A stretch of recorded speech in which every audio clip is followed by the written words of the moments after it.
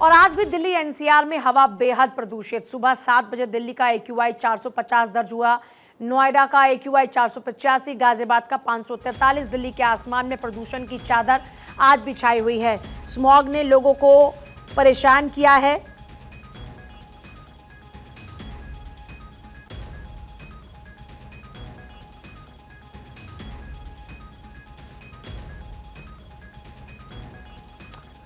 तो देखिए, दिल्ली वासियों के लिए परेशानी कम होती नजर नहीं आ रही है।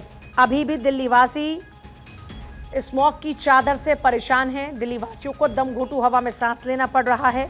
तमाम जो इंतजामात, तमाम जो तैयारियां, ग्रैब 3, ग्रैब 4, तमाम जो भी प्रयास अब तक किए जा रहे हैं उसका कोई असर नजर नहीं आ रहा है। AQI का स्तर एवरेज 400 पार है। दिल्ली के अलग अलग इलाकों की अगर बात की जाए, कई जगहों पर 500, 600, 700 तक भी AQI ने टच किया। तो प्रदूषण की मार से दिल्ली वासी इस वक्त त्रस्त हैं। AQI का लेवल लगातार गंभीर से भी ज्यादा गंभीर श्रेणी में पहुंचता जा रहा है। सवाल यह है कि इस प्रदूषण के लिए क्या प्रहार होना चाहिए, इसका समाधान क्या होगा। कोर्ट ने भी कहा कि इस पूरे मामले को लेकर टेम्परेरी नहीं बल्कि परमानेंट सुधार पर काम करने की आवश्यकता है। हर महीने अब इस पूरे मामले को लेकर एक तरफ जहां सुनवाई होगी, तो वहीं दिल्ली के आसमान को अब भी स्मॉग से राहत मिलती नजर नहीं आ रही है। दिल्ली का आसमान अब भी धुंधला धुंधला नजर आ रहा है। अब नोएडा का AQI 485, गाजियाबाद का 543 दर्ज हुआ है। नोएडा गाजियाबाद में अगर इंतजामातों की बात किया तो देखिए, अब यहाँ पर जो ऑटो हैं डीजल वाले वो नहीं चलेंगे। गौरव मिश्रा मेरे साथ जुड़ गए हैं। गौरव, क्या तस्वीर है दिल्ली की आज? देखिए, राजधानी दिल्ली की अगर बात करें तो लगातार जिस तरीके से जो प्रदूषण का स्तर है बड़ी तेज गति के साथ बढ़ रहा है। और खास करके अगर हवा की गुणवत्ता की बात करें तो हवा की गुणवत्ता बेहद खराब श्रेणी में पहुंच गई है। इसको लेकर के दिल्ली सरकार अपनी तरफ से लगातार जो है वो कदम उठा रही है। कल की अगर मैं बात करूं तो कल दिल्ली के मुख्यमंत्री ने सुनिश्चित किया कि राजधानी दिल्ली में जैसे जैसे ठंड बढ़ेगी लोग अलाव का सहारा लेते हैं, लकड़ियां जलाते हैं, कोयले खरीद करके जलाते हैं। खासकर वो लोग हैं जो नाइट शिफ्ट में या तो बाहर का वर्क करते हैं, गार्ड का काम करते हैं। तो ऐसे अब लोगों के लिए जो है दिल्ली सरकार ने तकरीबन 10,000 से ज़्यादा जो मीटर बांटने की जो व्यवस्था है वो कल से उसकी शुरुआत कर दी है। यानी कि जो मीटर होगा वो इलेक्ट्रिक से चलेगा, जिसकी वजह से अब कहीं ना कहीं जो रात में लोग अलाव जलाते थे या फिर कोयला जलाते थे उस पर कहीं ना कहीं थोड़ी पाबंदी लगते। Good morning. ये सबसे बड़ी बात है। देखिए, गौरव मिश्रा का फिर से एक बार रुख करेंगे, लेकिन जरा तस्वीरें आपको दिखा रहे हैं। दिल्ली के अलग अलग इलाकों की ये तस्वीरें हैं।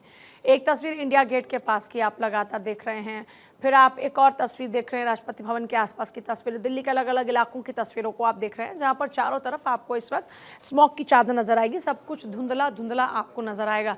वो गाना सुना है ना आपने, सब कुछ धुंधला है, बिल्कुल यहाँ पर भी बिल्कुल वैसा ही है। सब कुछ धुंधला धुंधला ही नजर आ रहा है, चाहे दिल्ली हो, चाहे गाजियाबाद हो, चाहे नोएडा हो, चाहे गुरुग्राम हो। खासतौर पर दिल्ली NCR की हालत इतनी ज़्यादा ख़राब हो चुकी है कि लोगों को सीने में जलन, यहाँ तक कि कुछ लोगों को तो टेस्ट तक नहीं आ रहा है, आंखों में जलन जैसा महसूस हो रहा है, सीने में भारीपन महसूस हो रहा है। ऐसी न जाने कितनी सारी परेशानियाँ इस वक्त लोगों को अब झेलनी पड़ रही हैं। लेकिन एक हकीकत यह है कि चाहे कितने ही वाटर स्प्रिंकलर्स आपको सड़कों पर चलते हुए नजर आएँ जो धूल मिट्टी पर काम कर रहे हैं, या फिर इसके अलावा आपको चाहे जो भी प्रयास नजर आएँ, लेकिन उन प्रयासों का असर ज़ीरो नज़र आ रहा है। क्योंकि ये जो धुंधली चादर दिल्ली पर इस वक्त छाई हुई है, ये दिल्ली की सड़कों के ऊपर जो धुंधली तस्वीरें हैं, ये तस्वीरें दरअसल छटती हुई नज़र नहीं आ रही हैं। अभी भी लोग परेशान हो रहे हैं। अब बच्चों को, बुज़ुर्गों को, ख़ासतौर पर जो अस्थमा के पेशेंट्स हैं उनको कहा जा रहा है कि आप लोग घरों में रहें। लोगों से भी अपील की जा रही है कि अगर आप ज़रूरी नहीं है तो घरों से बाहर ना निकलें। लेकिन समस्या का समाधान ये नहीं है। समस्या का समाधान कुछ परमानेंट करना होगा, लॉन्ग टर्म पे काम करना होगा। ये 4 महीने तमाम अगर सिर्फ मशक्क़त की जा रही है इस पॉल्यूशन पे काम करने की, तो इससे काम नहीं चलने वाला है। NGT, सुप्रीम कोर्ट सब इस वक्त लगातार सवाल पूछ रहे हैं, लेकिन उन सवाल पूछने के बावजूद अब तक कोई सॉल्यूशन नजर नहीं आ रहा। एक बार फिर से गौरव का रुख करते हुए, गौरव, दिल्ली की सड़कों पर स्मॉग की चादर लोगों को परेशान कर रही है, सांस लेने में लोगों को तकलीफ हो रही है, लेकिन समस्या का समाधान अब तक नहीं। देखिए, समस्या को लेकर के लगातार कैसे इसका समाधान निकाला जाए, इसको लेकर के जो नियम हैं हर साल बनाए जाते हैं। और जाहिर सी बात है, इससे पहले की सरकार की बात करें, आम आदमी पार्टी की सरकार थी, तो आपने देखा होगा ऑड इवन फार्मूले पे काम किया, छिड़काव को बहुत ज़्यादा बढ़ाया गया, बहुत सारी कवायद पिछली सरकार में हुई थी। अगर हम बात करें इस सरकार की, तो इसमें भी लगातार इससे पहले कई बैठकों का दौर चला राजधानी दिल्ली में, खास करके जो नवंबर और दिसंबर का ये पूरा जो महीना आने वाला है, अब इसी तरीके की तस्वीर बनते नज़र आएगी। इसको लेकर के पहले से ही तैयारियां की गई थी। बहुत सारे ऐसे जो स्पॉट थे उनको देखे गए थे जहां से प्रदूषण लगातार बढ़ रहा है, तो उनको चिन्हित किया गया। उसके बाद वहां पर उसको कैसे कम किया जा सके, इस पर सरकार ने अपने तरफ से प्रयास किया और ग्रेप 3 की जो पाबंदियां हैं उसको दिल्ली में लागू किया गया। तो अब उन पाबंदियों में और सख्ती जो है वो दिखाई जाएगी। और इस वक्त अगर मैं बात करूं जो विजिबिलिटी की, जहां इस वक्त हम मौजूद हैं, 9 बजे का वक्त है, लेकिन अभी भी जो धुंध जैसी चादर है कोहरे की, वो आपको हल्की हल्की दिल्ली की सड़कों पे नज़र आएगी। हालांकि आज रविवार का दिन है, छुट्टी है, दिल्ली के अंदर थोड़ा सा जो ट्रैफिक का प्रेशर है आम दिनों में कम नज़र आएगा। लेकिन फिर भी अगर हम 9 बजे की बात करें, अभी भी आसमान बिल्कुल आपको धुंधला नजर आएगा। और ये दरअसल मौसम विभाग का कहना है कि ये कोई अभी स्मोक नहीं है, ये दरअसल दिल्ली के अंदर वो पॉल्यूशन है, जो हवा जो है बहुत मध्यम गति की चल रही है, हवा की गति तेज नहीं है, इसलिए जो निचले स्तर पे प्रदूषण के कण हैं वो अपने तौर पे वो उड़ नहीं रहे हैं, यानी कि वो खत्म नहीं हो रहे हैं। अगर तेज हवाएं चलें तो थोड़ी सी राहत जरूर मिलेगी। जो और एयर क्वालिटी की हम बात कर रहे हैं उसमें सुधार देखने को मिलेगा। इस वक्त अगर हम कर्तव्य पथ की बात करें, इसके अलावा संसद मार्ग की बात करें, ये जो हिस्से हैं यहाँ पर भी एक्यूआई जो है 350 के पार पहुंच जा रहा है। तो इसका मतलब ये है कि जो प्रदूषण का स्तर है, जो हवा की गुणवत्ता है, वो बड़े तेज गति के साथ खराब हो रही है। हालांकि जो छिड़काव है वो छिड़काव भी लगातार किया जा रहा है। दूसरी सबसे बड़ी बात है कि जो हाल फिलहाल में एक डिसीजन लिया गया कि जो ऐसे ऑफिस हैं जो दिल्ली के अंदर से संचालित हो रहे हैं, वो 50% अपने ऑफिस के एम्प्लॉइयों की क्षमता के साथ ऑफिस से काम करें और 50% की क्षमता वर्क फ्रॉम होम के लिए दें।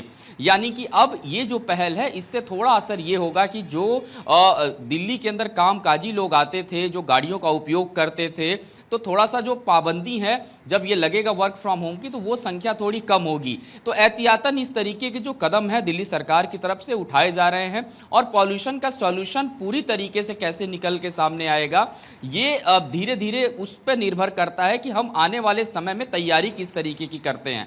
हाल ही में एक मुख्यमंत्री परिषद की तमाम जो बैठकें हुई थी, उसमें उत्तर परिषद के तमाम जो मुख्यमंत्री थे पहुंचे थे। रेखा गुप्ता ने उस मंच पे भी एक बात उठाई थी, भगवंत मान के समीप, वो भी उस बैठक के अंदर मौजूद थे, कि पंजाब में जो पराली जलाने की बात होती है उसको किस तरीके से प्रतिबंधित किया जा सके, उसको कैसे रोके। हालांकि पंजाब सरकार भी इस पे काम करते नजर आई है, पीछे कुछ दिनों में हमने देखा है। लेकिन उसके बाद भी अगर बातचीत हो रही है और पंजाब से अगर हम कह रहे हैं कि पराली को बंद करने की बात हो रही है, अगर वो पूरी तरीके से प्रतिबंधित होती है तो थोड़ा सा दिल्ली को जरूर सहूलियत मिलेगी। इस तरीके की बात भी मुख्यमंत्री स्तर पे हुई है। लेकिन सबसे बड़ी बात है कि दिल्ली के अंदर वो हिस्से जो आउटर हिस्सों में अभी निर्माण कार्य चल रहे थे, उसको भी पूरी तरीके से रोका गया है, ताकि जो प्रदूषण का स्तर है वो कम रहे। तो अपने तरफ से तमाम जो कवायद है दिल्ली सरकार के तरफ से लगातार की जा रही है। वर्क फ्रॉम होम कल्चर को बढ़ावा देने की जो शुरुआत है वो की गई।